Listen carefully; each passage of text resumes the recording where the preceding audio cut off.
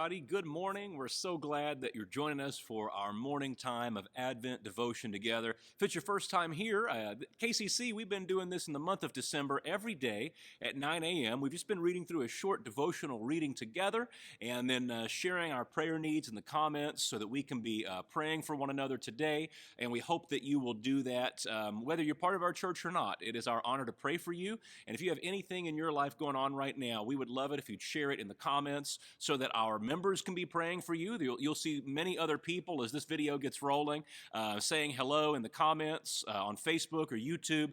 Please, if you have a prayer need, let us know and we will be praying for you today. If it's something more private, you can always send it to us in a message. Honor for the pastors of our church to be praying for you this day as well. So it's December the 10th. We are drawing closer to Christmas, and today's reading is a bit longer, but it is a reading I think that is so relevant this year, and it has to do with where our hope is. You know, it's easy to talk about hope at Christmas time when life is easy, when things are good. But where is your hope when things are bad? Where is your hope when you're in the middle of a global pandemic? Where is your hope in the middle of maybe the toughest Christmas that us as a people have had in our lifetimes? Where is your hope then? See, it's one thing to talk about hope.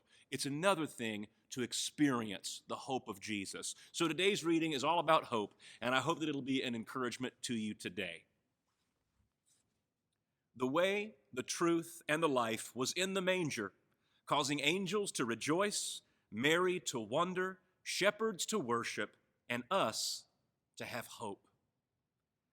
The Christmas story clearly shows that the hope of the universe is a person.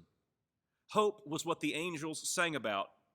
Hope lay in the manger. Hope caused Mary to wonder in her heart.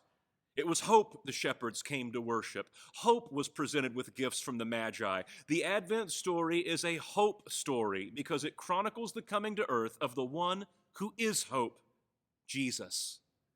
For a people born in sin and for a world damaged by sin, there simply could not be any other source of hope. Good education cannot solve the problem. Benevolent government has no power to solve the problem. More and better laws will never solve the source of the problem. People in Jesus' day could not help one another, and they surely couldn't help themselves. You see, the inescapable condition of sin infects every single human being and has scarred every aspect of the cosmos, which cried out for one thing and one thing alone: divine intervention.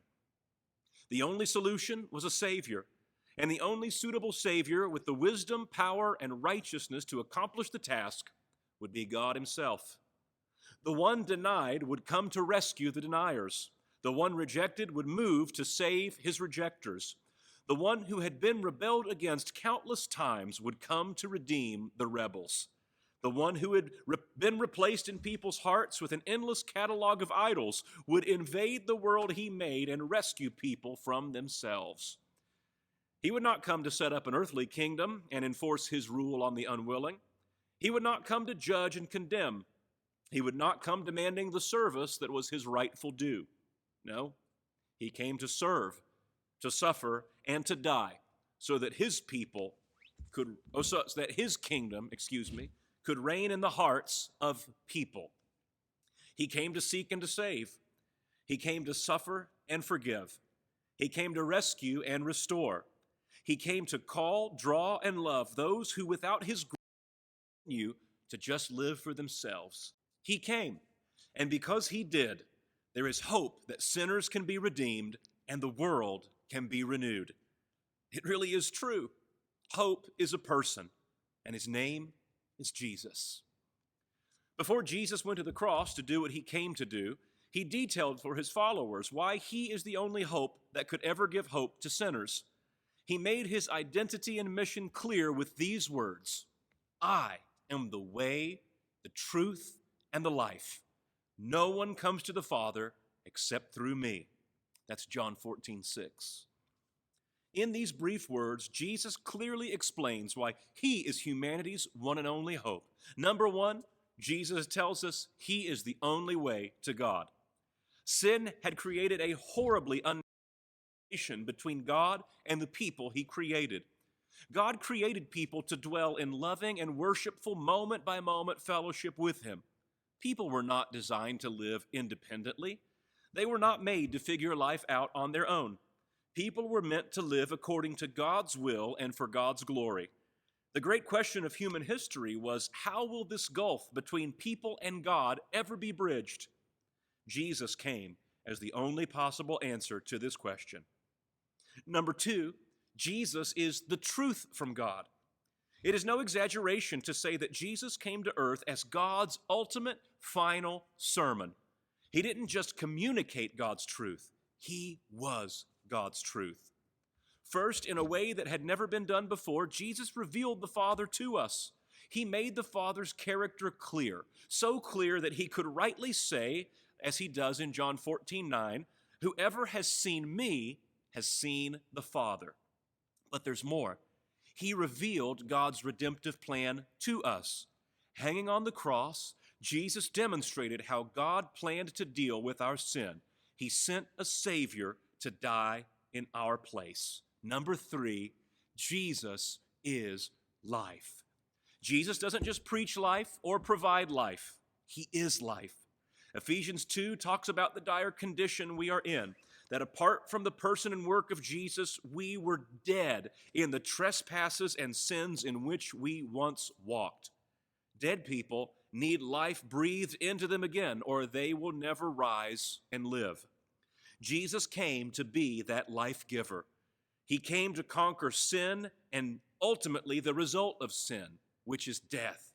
His resurrection was the first fruit of a myriad of resurrections to come, as by grace his Spirit would breathe new life into all who would put their trust in him.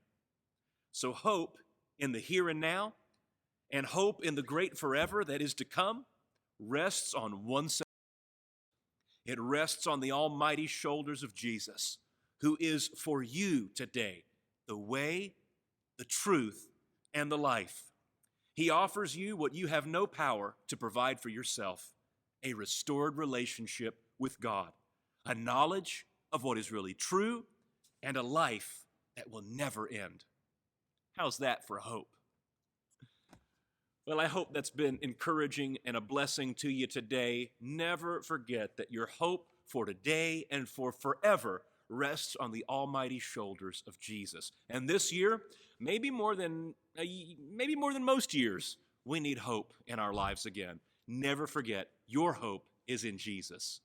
Well, again, thanks so much for joining us today. If this video has been a blessing to you, we would love it if you'd share it on your social media channels so we can bless others with the hope of Christmas this year. Have a great day. I'll see you right back here again tomorrow at 9 a.m. for our next Advent devotional here at KCC.